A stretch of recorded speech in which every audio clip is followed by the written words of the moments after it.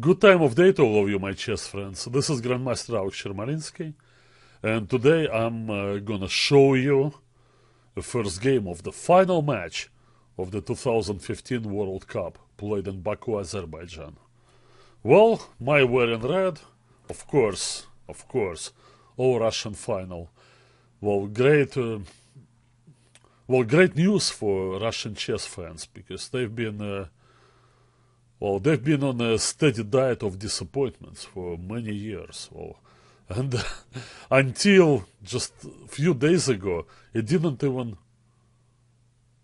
seem possible for a Russian player to be involved in the World Championship qualification anymore, because none of them qualified either by rating or from the previous World Championship match or from the Grand Prix cycle.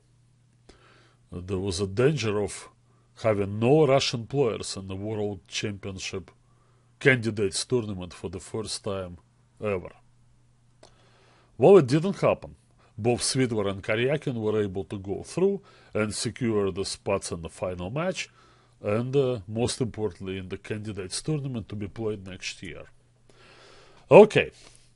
Well, both of them, particularly Svidler, sounded out, their desire to qualify for the World Championship first and think of winning the World Cup second. Svidler even said, sometime in the middle of the tournament, he gave an interview and said, "Oh no, my goal is just to qualify.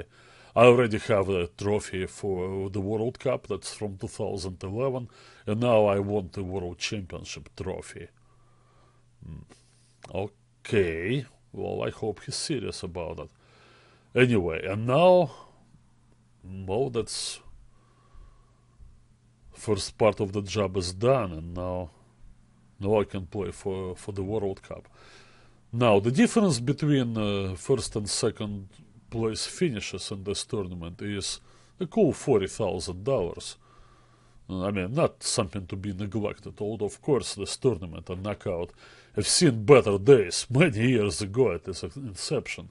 The money was much better back then, but well, now with Magnus Carlsen voicing his support for knockout tournaments and some other players, well, maybe the glory days will return. Svidler